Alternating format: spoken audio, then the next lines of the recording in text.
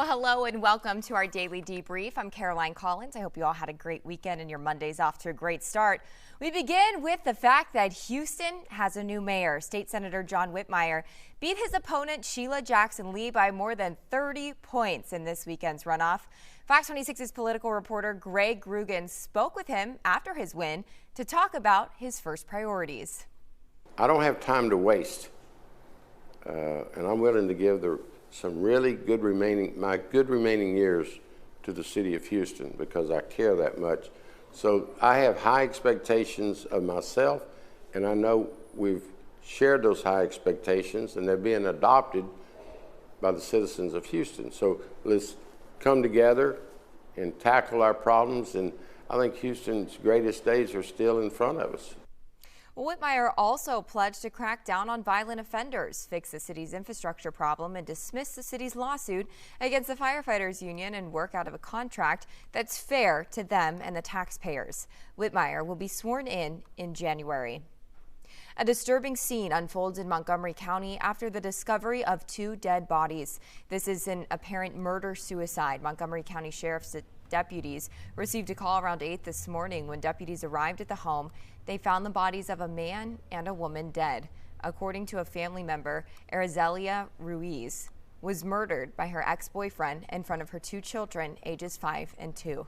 Authorities say that this seems to be an isolated event involving the two deceased individuals. Detectives from that homicide and the Violent Crimes Division and Crime Scene are still working to get to the bottom of that. Well, some new details at this hour about the suspect charged with killing Edna cheerleader Lisbeth Medina.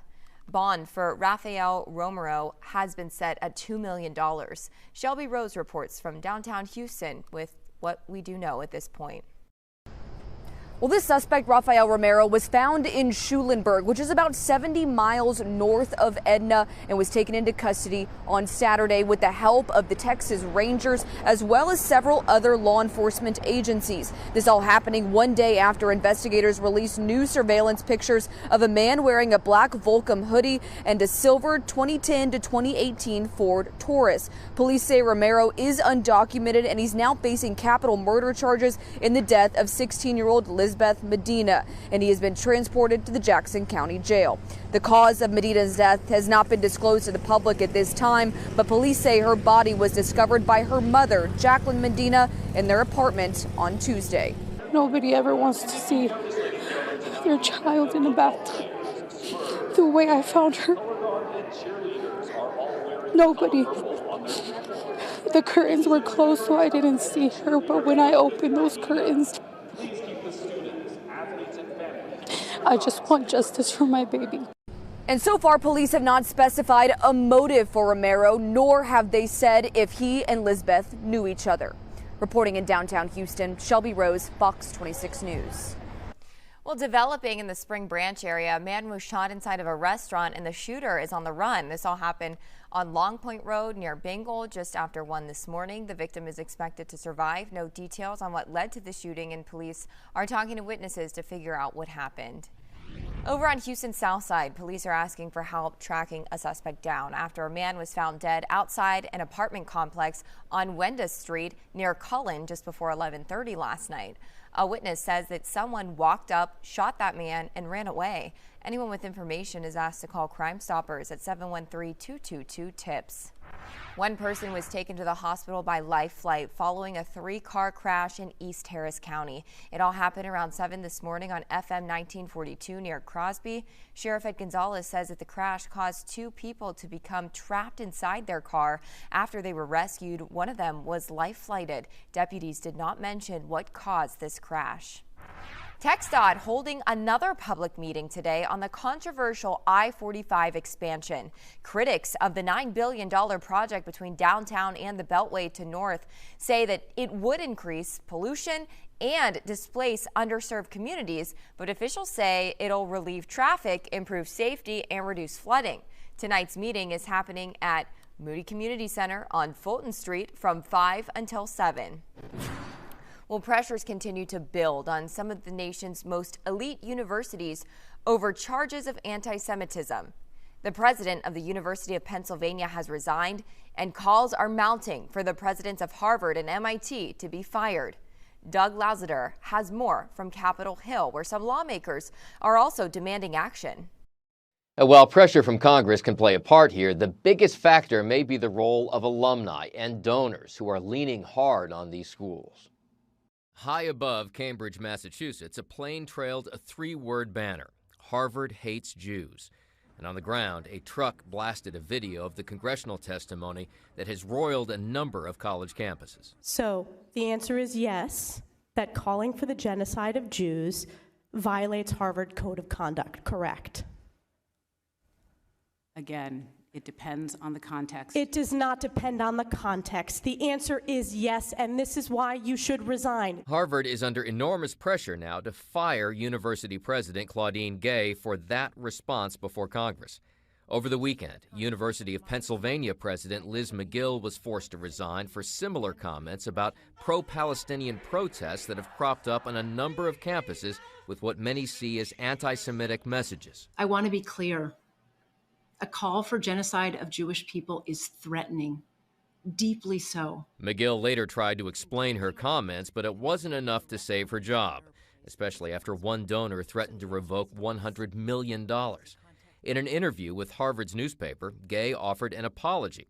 And while hundreds of Harvard faculty members have signed a letter of support for her, donors and some members of Congress from both parties were outraged. I found the answers of the university presidents honestly, to not be acceptable answers of leaders of any institution. Any college president in this country who cannot condemn anti-Semitism, cannot condemn Jewish genocide, they need to resign or be fired.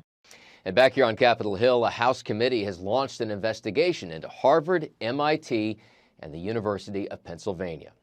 In Washington, Doug Luzader, Fox News. Well, a gift card scam could be making its way into retail stores and possibly ruining lots of Christmas cheer. Officials in California say it's happening there. They warn that some cards are being stolen and replaced with fake ones. It says in some cases, cards have been put back on display after barcodes and PIN numbers have been lifted. Shoppers should look for signs of tampering on cards, such as scuff marks or scratches near barcodes.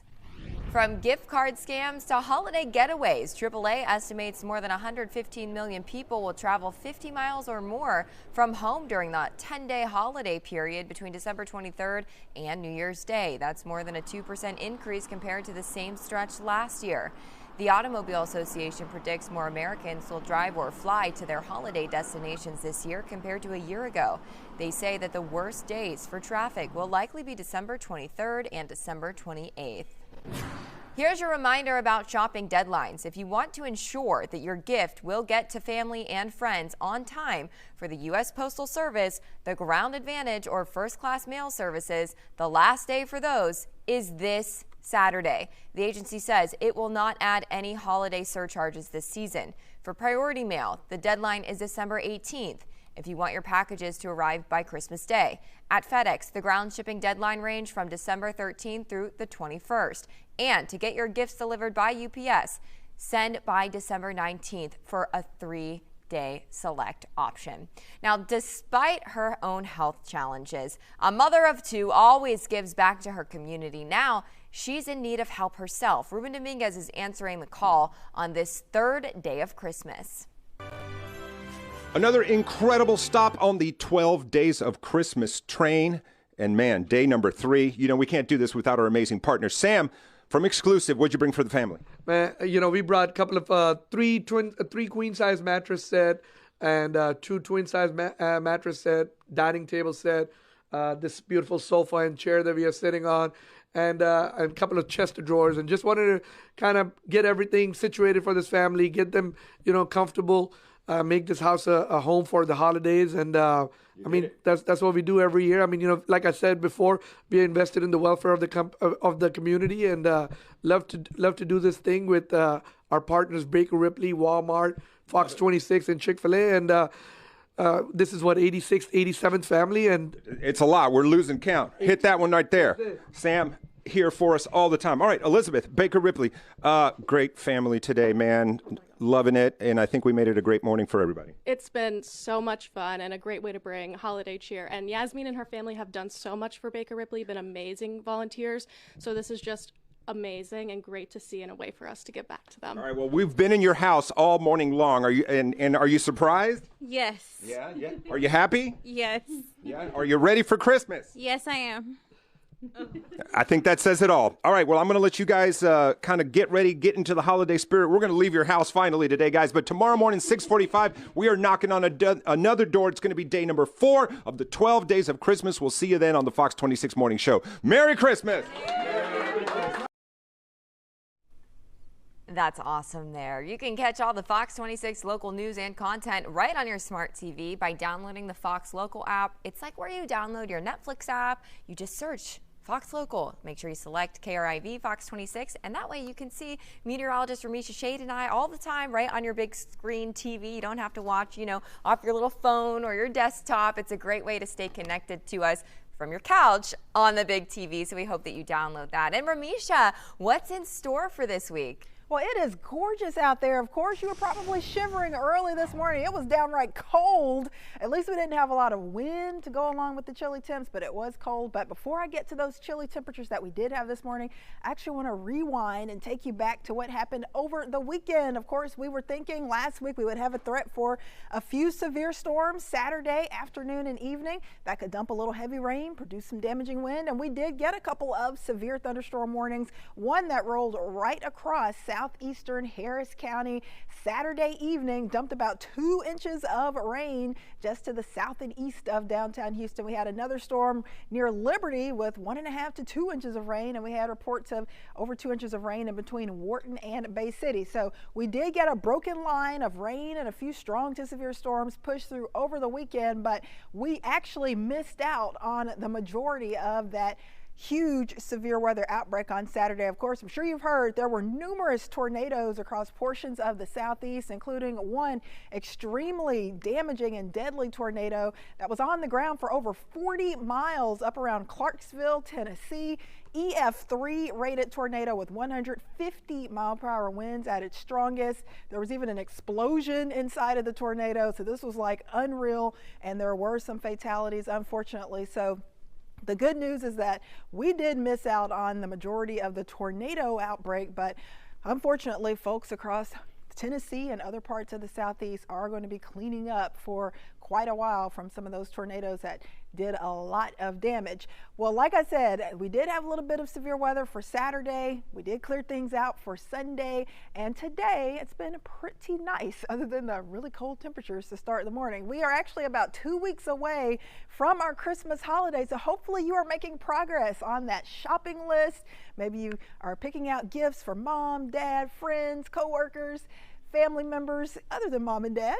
Hey, get out there, enjoy yourselves. It looks like the weather should be fairly nice for the next few days. We got about 3 weeks until 2024 and still over 60 days until Valentine's Day, but this month sure is flying by fast. So make sure you are getting things done as far as preparing for the holidays, because December will be over before you know it. As far as today, it has been cool out there. It was a chilly start. It is going to be chilly again for tonight. Mild afternoons in store, and it looks like rain will make a comeback late in the week. And yes, there could be some heavy downpours. We'll talk more about that a little later. But of course, I told you it was a chilly start out there this morning. So let me go back and show you where we started off this morning, because this was some of the coldest air in almost a year for some of you. 27 degrees up towards Conroe, 28 degrees to kick off your Monday up in Brenham. So that is definitely heavy jacket, coat, boots, scarf, gloves weather, because these are certainly winter-like temps. Out at Bush Intercontinental Airport in Houston, all the way down to 33 degrees, so just a touch above that freezing mark. If we had gone down 1 more degree, we would have been right at freezing, but down to 33 degrees. But even with that low temperature of 33, that's the coldest morning out at Bush Airport since February 18th. That was the last time we were all the way down to 33 degrees. So definitely a chilly start. It was a little bit warmer, but still on the cool side. Galveston 44, but check out Sugar Land, 32 right at freezing. Bay City, you started off at 28 degrees. So fortunately, with a lot of sunshine out there, things have warmed up quite a bit. But look at this beautiful picturesque shot from our live Fox Cam. Just nothing but sun out there. Extremely dry air in place. We've got comfortable temperatures. After starting off in the 20s, 30s, and 40s, we're up to the middle 60s in Houston. We're sunny, we're dry, and we've got some very dry air in place. Those dew points all the way down to the low 30s, humidity down to 29%. So what does that mean? You don't have to worry about a drop of rain falling from the sky for the rest of today and tonight. Wind has shifted to the south around 7 miles per hour as that area of high pressure slides east. So we will have a light southeasterly breeze, that nice Gulf breeze coming in for tonight and tomorrow. Wind basically should stay around 10 miles per hour or less. So not expecting any strong wind, but that will help to heat things up, especially during the afternoon. So we're into the 60s now, 61 degrees in Galveston, 63 out at Bush Airport, 63 for Conroe, and 65 for you in Sugar Land. So very mild considering where we started for the first part of the day. There's that area of high pressure that is keeping us nice and dry and producing super gorgeous weather out there. Lots of sunshine, not much wind. It is going to push off to the east, so we will be waiting for that next storm system that is currently across the Pacific Northwest. That's not going to arrive until late in the work week, likely Friday, and stick around for Saturday. That's going to be our next big rainmaker, a big weather producer, but for now, keeping things on the quiet side. Notice the temperatures have warmed up big time all across the state, most spots sitting in the 60s for now. If you are going to be out, though, getting some dinner later tonight, doing some holiday shopping, it is going to be chilly. Those temperatures are going to fall quickly after sunset, likely dipping to the 50s shortly after sunset.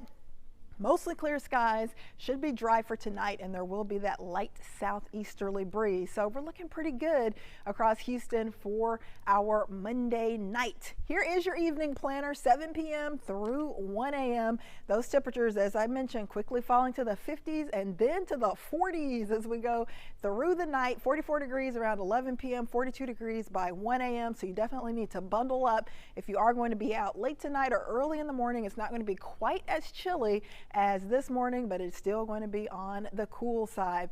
Futurecast showing very quiet conditions as we go through the nighttime hours. For tomorrow morning, it's still going to be chilly, as I just mentioned, but not quite as cold, so that is good news. But you will still need the jacket, the sweater, and for some of you, if you're sensitive to the cold, like I am, maybe the coat still for your Tuesday morning. I think we start off with just a few clouds around. There might be 1 or 2 more clouds that try to move in here as we go through Tuesday afternoon, but overall it is still going to be a nice day, mild temperatures with a cloud-sun mix. So for the next couple of days, temperatures are going to be on the mild side, 67 degrees for that high Tuesday, 66 for the high Wednesday. Really the only thing you'll notice is that we'll have a few more clouds, 1 or 2 clouds Tuesday, a few more clouds Wednesday, but still the rain holding off for now. However, look at all of the colors splattered over this map. This is our rain forecast for the next 5 days, and we're expecting quite a bit across the state, especially west and northwest of here. That's going to be the area where we'll have the biggest shot for some heavy downpours that could lead to some flooding. I think for the next 3 days, we're not going to get much. Tuesday, Wednesday, completely dry. Thursday, slim shot for a few showers by late Thursday evening, Thursday night. It looks like the bullseye for the heaviest rain likely coming on Friday. Notice the greens and the yellows popping up on the map here. This is when we could have some periods of heavy rain, and that rain sticks around for much of Saturday as well. So between Friday and Saturday, we could get some decent downpours. It's not looking like a huge flood threat now, but the pattern definitely flips on us and shifts as we go late into the work week. So our GFS model showing our rainfall forecast shows that rain building back into the state. This is going to be through the beginning and middle of the week, but it's staying west of here. Things change though by Thursday night, Friday especially, and Saturday. Notice the green basically covering the entire area, and between Friday and Saturday, models are indicating that we could have anywhere from 1 to 2 inches of rain possible for the area. So just certainly make sure you're prepared for a soggy Friday, a soggy Saturday, but the rest of the week looking very nice. As far as temperatures are concerned, nothing too crazy here either. I don't see any major temperature swings. We'll be near average for Tuesday, Wednesday, Thursday, even into Friday, then getting a little bit cooler as a weak front will try to push through for Saturday and Sunday, but still nothing that we would call an Arctic blast or super cold air. We still should be near 60 for Saturday, 60 for Sunday, and middle 60s as we go towards Monday. What about the week leading into our big Christmas holiday? Well, the temperatures are looking like they are going to be near or slightly above average. So the orange, if you like warmth, is a good thing because that means we're not going to have any major strong cold fronts or Arctic blasts heading our way for the week leading into Christmas. It looks like we will stay fairly mild in the afternoon, maybe some cool nights, but I don't see any really cold stuff showing up for us. This is going to be through December 24th, December 18th through December 24th. So overall, we're looking pretty good. Quick view of that extended forecast will show some cool mornings in store, some rain for the weekend, but overall, we're looking great. I don't see any major issues as we go through the next several days, other than the fact that, yes, there could be some heavy downpours Friday into Saturday. Well, that is all that I have for you. I hope you enjoyed today's weather update. As Caroline was mentioning, you can always catch us on our new Fox Local app. You can get that downloaded on your smart TV, also your Roku, your Android TV, your Apple TV, several other devices. Best of all, it is free. You can live stream our shows. You can watch shows on demand. Fox Local, definitely the way to go. So make sure you grab that if you haven't already. Well, enjoy the rest of your Monday. I'm Fox 26 meteorologist Ramisha Shade.